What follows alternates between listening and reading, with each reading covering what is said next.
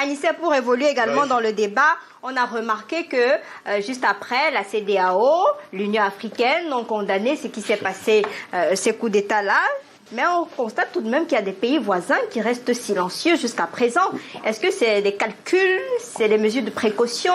Lorsque la France a fait assassiner Idriss Déby, à la suite, il y a eu un coup d'État. Ben, quelques jours après, Macron s'est rendu au Tchad pour adouber la prise du pouvoir par les militaires. Vous voyez, donc ça n'a rien à voir avec l'intérêt de l'Afrique, le comportement des Occidentaux. Il y avait d'autres présidents africains aussi, n'est-ce pas? Pardon? Il y avait d'autres affidés du pouvoir français. Absolument. Mais je vais vous donner quand même des exemples pour dire que quand vous regardez l'histoire de l'humanité, chers amis, vous avez vu des gens qui se libèrent en jouant au malin avec leur bourreau, leur maître. Nulle part dans l'histoire de l'humanité, un peuple se libère en jouant au malin avec ses bourreaux. Il affronte ses bourreaux. C'est comme ça qu'on se libère. On se bat, malgré les sacrifices que cela importe. Et c'est cet esprit qu'il faut inculquer aux Africains. Pas de dire faites semblant, jouez pas avec contre les plus forts. Non.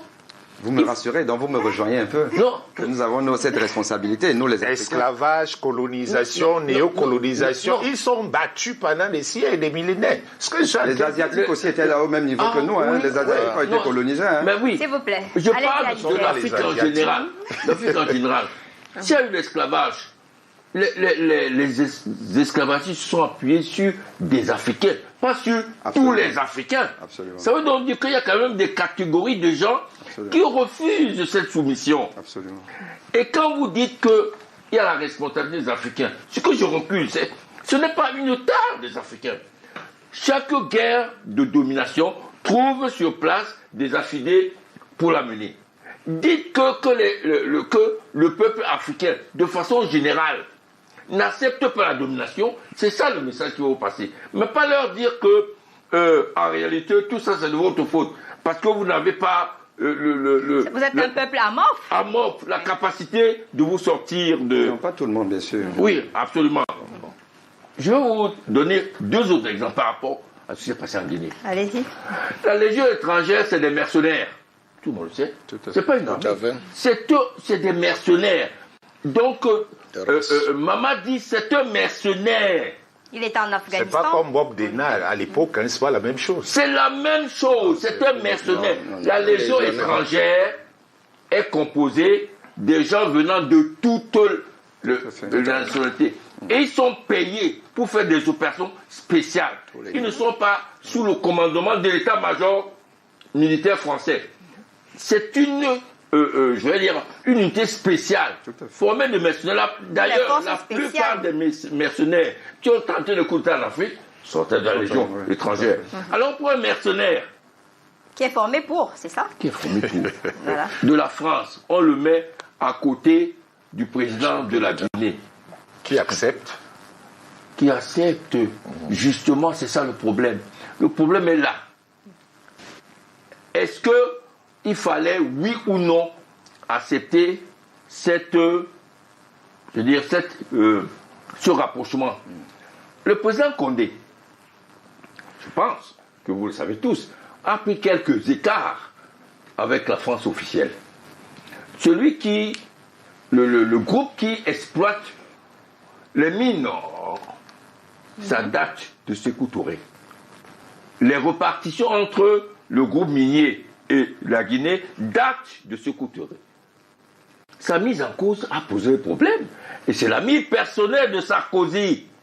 C'est pour ça que la visite de Sarkozy a quelque chose de malsain. Peut-être qu'il était venu s'enquérir. Est-ce que Condé veut-il plier, oui ou non? Première chose. Deuxième chose, et c'est ce qui est important. Que dit la France aujourd'hui? Condamne. Et exige la libération du président. Du président Condé. Qu'est-ce que la France a dit lorsque le président Condé a voulu le troisième mandat. Que ce n'est pas bon. Alors, la même France dit une chose et dit exactement le contraire. C'est la géostratégie. C'est pas la géostratégie, c'est du banditisme. Le banditisme, c'est pas. Quand vous avez affaire à un bandit, Monsieur, il nous reste quelques minutes pour sortir. Pour dire que, cher monsieur, quand vous rentrez dans une pirogue, et Condé est rentré dans la pirogue française. Donc il doit suivre Vous chantez la chanson. Aimé Boni, on est presque vers la fin. On va faire un dernier tour de table. Il y a un sommet de la CEDEAO qui est attendu demain, mercredi.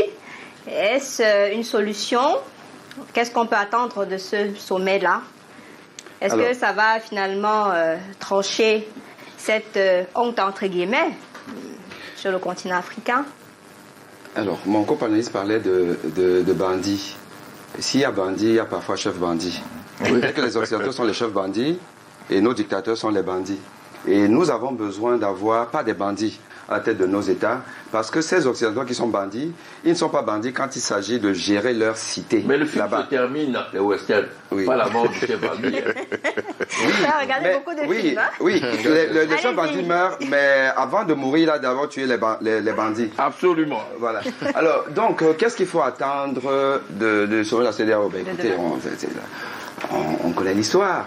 La CEDEAO s'est toujours réunie, a toujours fait des déclarations, comme l'Union africaine, l'ONU, les Occidentaux, mais ça n'a aucun effet, aucun impact. Je n'ai jamais entendu, vous allez peut-être me corriger, qu'une telle réunion a fini par restaurer Absolument. La paix, la stabilité d'un pays.